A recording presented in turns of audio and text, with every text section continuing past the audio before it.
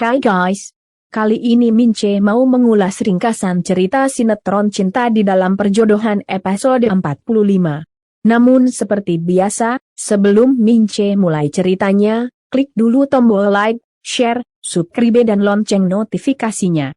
Biar kalian Mince doain terhindar dari orang-orang kepo, orang-orang bego, orang-orang dongo dan orang-orang yang pekerjaannya ternyata germo. Amin. Sudah kan? Baiklah kalau sudah. Mince mulai ceritanya. Di episode kali ini diceritakan jika Naila yang masih syok dan kesal sama Azka jalan dengan wajah bete. Di belakangnya Azka terus mengejar sambil teriak-teriak memanggil. Naila Arya Seta. Berhenti di situ. Naila pun akhirnya berhenti dengan wajah bete. Sementara itu Azka jadi senyum dan kemudian menghampiri Naila. Yang kamu hadapi itu seorang Hendra. Dan Erwin bisa habisi kamu dalam hitungan detik. Kamu nggak tahu mereka itu luar biasa kejam. Jangan anggap sepele. Naila malah menjawab cuek. Saya tahu. Azka pun jadi heran kalau tahu kenapa kamu lakukan. Naila jawab karena saya melakukan ini demi orang yang saya sukai. Saya tidak bisa diam saja membiarkan orang yang saya sukai kena masalah. Saya ingin membantu Bapak. Azka kaget dan jawab. Saya tidak butuh bantuan apa. Apa dari kamu cewek yang gak jelas gak ngerti apa-apa sok mau ikut-ikutan ngurusin. Namun Naila malah jawab tapi justru Bapak yang gak jelas. Bapak itu plin-plan, jadi laki-laki maunya apa gak jelas. Ngakunya gak suka, gak peduli, gak sayang tapi masih aja perhatian, masih juga lindungi saya. Bapak itu, munafik. Azka tentu saja kaget dan langsung bilang. Kamu jangan bilang.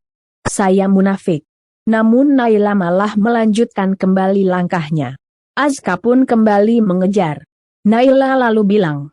Emang munafik? Beda di mulut beda di hati, gak konsisten. Azka pun lalu jawab.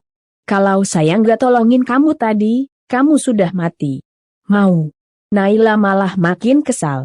Terus Bapak maunya saya hutang budi sama Bapak. Azka tercekat dan jawab. Bukan. Saya tidak mau kamu bilang saya munafik. Saya hanya punya prinsip. Naila malah mendengus kesal.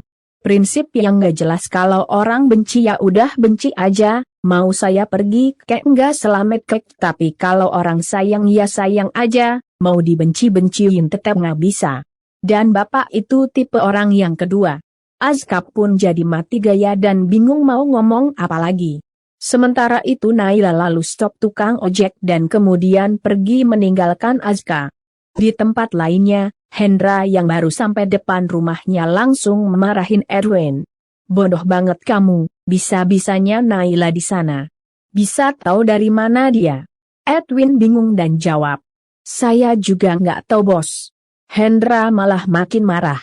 Saya paling nggak suka dengan kalimat nggak tahu. Edwin pun jadi menunduk ketakutan. Hendra yang masih kesal lalu bilang. Udah pasti dia ikutin kamu, dasar ceroboh. Saya di sana lama, tidak ada yang mencurigakan. Tapi pas kamu datang, dia ternyata ngupingkan. Edwin makin bingung dan langsung memohon maaf sambil kasih saran. Apa kita pindahin aja? Hendra tercekat dan jadi memikirkan saran Edwin.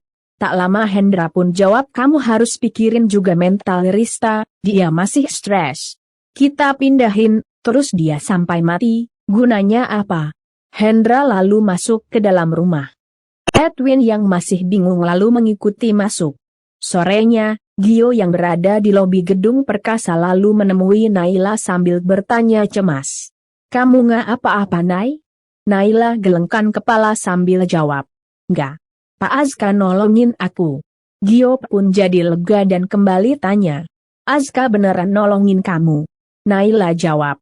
Ya, dan aku mau curhat sama kamu tentang kakak kamu itu. Yang pelin-pelan itu. Gio pun jadi tersenyum dan jawab. Ya udah aku dengerin, kamu curhat aja. Naila pun lalu curhat. Kakak kamu ngakunya benci, gak mau lagi aku dalam hidupnya, nyuruhnya jauh-jauh. Dia selalu ngomongin itu kan. Tapi dia tetap nolongin aku. Ngapain coba masih peduli, masih nolongin kalau enggak ada rasa sayang. Aku merasa diombang-ambingin, tarik ulur kayak layangan. Gio pun jadi sedih dan kesal mendengar cerita Naila soal kakaknya itu. Dengan suara bergetar, Gio lalu menenangkan Naila, kamu sabar ya. Kamu tahu karakter Azka itu beda dari yang lain, dan cara dia menyayangi orang yang dia sayangin itu juga beda. Naila tercekat dan langsung bilang, tapi aku butuh kepastian. Gio ini berasa digantungin. Gio jawab, aku tahu banget. Naila pun jadi menunduk sedih. Gio pun jadi kembali menghela nafas dan bilang dalam hati, seandainya aku diizinkan untuk memiliki hati kamu, aku gak akan pernah membuat air mata kamu jatuh, Nai. Di tempat lainnya, Hendra yang kini sudah berada di dalam rumah duduk dengan wajah jengkel. Edwin yang ada di dekatnya lalu tanya, lalu gimana, bos, kita perlu pindahin Rista sekarang? Hendra jadi mikir dan akhirnya jawab, Naila ikutin kamu pasti bukan mau cari Rista, nggak? Mungkin Naila tahu kamu, awasi aja dulu sambil kita cari tempat yang lebih cocok untuk pindahin Rista. Hendra pun lalu berdiri dan beranjak menuju ruang kerjanya. Edwin jadi mikir dan tak lama teringat. Saat Edwin sempat melihat Cemora, pas masih pusing-pusingnya, Cemora berdiri di depan pintu ruang kerja Hendra. Edwin pun jadi bertanya dalam hati, kalau benar itu Cemora, habis gue. Mending gue diam. Di saat yang sama Hendra menyuruh Edwin memanggil Devan. Edwin pun lalu beranjak ke kamar Devan. Sementara itu Hendra sambil terus mikir lalu duduk di bangku ruang kerjanya. Tak lama tatapan Hendra tertuju ke lacinya. Hendra kaget melihat kuncinya masih ngegantung di laci. Hendra pun jadi curiga dan langsung membuka lacinya. Di bagian paling atas ada map berisi info tentang Rista. Hendra pun lalu melihat kepajangan tempat dia biasa menyimpan kuncinya. Hendra pun jadi penasaran. Tak lama Devan masuk ruangan kerja Hendra. Kenapa Om? Hendra lalu tutup laci sambil suruh Devan duduk. Devan pun mengangguk dan langsung duduk.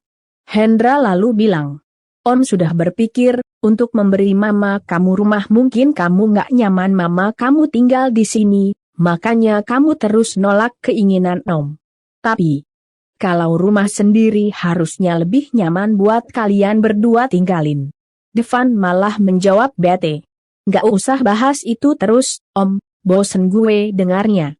Mama nggak mau, kenapa Om maksa mulu? Om kelihatan maksa mama pindah ke Jakarta, benarnya tujuan Om apa? Hendra pun kaget dan langsung berkelit. Jaga bicara kamu, niat saya baik, bukan jahat. Namun Devan malah jawab, gue ngerasa Om mau gue di sini, bukan karena emang pingin gue di sini, tapi Om mau ngikat gue, biar bisa ketemu mama gue. Iya kan? Hendra kaget dan langsung menatap tajam Devan. Sementara itu Azka yang sudah sampai di kantornya lalu mau masuk. Namun di sana sudah ada Naila dan Gio. Azka pun langsung bertanya ketus ke Naila, kenapa kamu bisa masuk ruangan saya? Gio lalu jawab, aku yang jamin Naila, Satpam nggak akan berani ngelarang. Azka pun jadi bete dan langsung diamin keduanya sambil sok sibuk melakukan pekerjaan. Naila pun jadi heran lihat Azka yang sok sibuk. Sementara itu Gio lalu kasih isyarat ke Naila buat ngomong ke Azka. Naila malah gelengkan kepala sambil kemudian menyindir Azka yang jutekin duluan, harusnya yang minta maaf, aku nggak mau. Azka pun jadi kesindir. Namun Azka tidak bereaksi malah sok sibuk bakar file. Naila pun jadi geregetan dan langsung ngomong dengan nada tinggi. Kalau punya salah tuh harusnya sadar diri, jangan malah diam aja. Azka kaget dan malah jadi marah. Saat itu juga Azka banting file depan Naila sambil bilang, ini kantor bukan pasar, kalau ngomong nggak usah teriak. Naila makin jengkel dan ngadu ke Gio, lihat tuh kakak kamu ngeselin kan, emang udah kayak pohon pisang, ada jantung tapi nggak ada hati. Dia yang teriak, aku yang disalahin. Azka kaget dan mau ngomong lagi ke Naila. Namun Naila yang emang lagi kesal sama Azka langsung berdiri dan keluar dari ruangan Azka. Gio pun jadi heran dan langsung menegur Gio, kenapa harus jutek sama Naila? Baikan dong. Azla menjawab ketus. Jutek? Emang berisik? Ya wajar ditegur, lagian ini jam kantor, orang banyak kerjaan. Gio pun jadi menghela nafas lihat sikap kakaknya yang aneh itu. Susah bener buat baikan doang. Gio pun lalu berdiri sambil kemudian kembali menatap Azka. Aku udah berusaha ya, tapi kalau kamu begini terus, aku nyerah juga bikin kalian baikan. Lama-lama kayak anak kecil. Gio pun lalu pergi. Sementara itu Azka jadi terdiam bete. Sementara itu Hendra yang masih kaget sama jawaban Devan lalu tanya. Kenapa? Kamu jadi begini sama Om? Salah saya apa? Kamu ini curiga nggak jelas Devan, saya hanya ingin bikin hidup kamu sama mama kamu enak, that's it. Devan malah menatap Hendra sambil memicingkan matanya dan jawab, salahnya karena papa saya yang harusnya ngurus saya dan mama, bukan Om. Sikap Om terlalu berlebihan untuk ukuran membantu. Devan pun lalu pergi. Hendra kaget dan langsung teriak memanggil Devan. Namun Devan tidak menghiraukannya dan terus berlalu pergi. Hendra pun makin kesal dan langsung mengepalakan tangannya. Sementara itu di tempat lainnya, tepatnya di ruang tengah rumah Hendra, Wilona lagi nonton TV. Tak lama ada breaking news Antv yang beritain soal Gunung Semeru di Kabupaten Lumajang, Jawa Timur, kembali meluncurkan awan panas guguran sejauh 3 km. Wilona kaget dan jadi prihatin. Di saat yang sama Devan yang baru di ruangan Hendra muncul dan langsung mengajak Wilona pergi.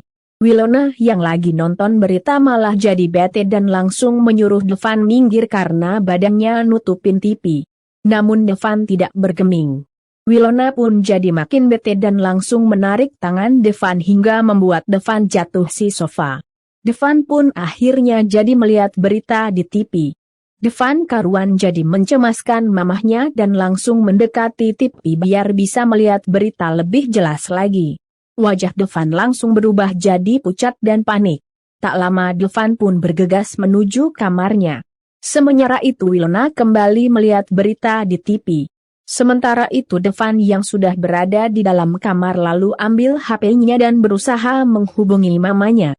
Namun nomor HP mamahnya nggak bisa dihubungi. Devan makin panik dan langsung memasukkan barang-barangnya ke dalam tas. Namun di saat yang sama Edwin muncul depan pintu sambil tanya, "Bos, kenapa sih, kok marah-marah setelah lo ngadap dia? Lo bikin masalah apa lagi?" Devan yang emang lagi mencemaskan mamahnya tidak menjawab dan malah beranjak ke depan pintu sambil menyuruh Edwin minggir. Namun Edwin malah diam dan sengaja menahan Devan sambil bilang, "Lo nggak bisa pergi. Lo sama bos udah punya perjanjian. Bisa-bisanya mau pergi. Ntar gue lagi yang disalahin, bos nggak boleh pergi lo." Devan pun jadi emosi dan kembali menyuruh Edwin minggir. Namun Edwin malah mendorong Devan hingga masuk lagi ke dalam kamar. Devan yang sudah tidak bisa mengontrol emosinya lalu memukul Edwin hingga terkapar. Devan pun lalu pergi. Namun maaf ya guys. Ringkasan cerita cinta di dalam perjodohan Mince akhiri sampai di sini. Gimana? Makin seru kan ceritanya? Mince tunggu jawabannya di kolom komentar. Dan buat yang baru gabung, sekali lagi Mince ingetin. Jangan lupa klik like, share, subscribe dan lonceng notifikasinya. Biar kalian Mince doain terhindar dari orang-orang kepo, orang-orang bego, orang-orang dungo, orang-orang yang pekerjaannya ternyata gemo dan pastinya gak akan ketinggalan update cerita cinta di dalam perjodohan. Bye.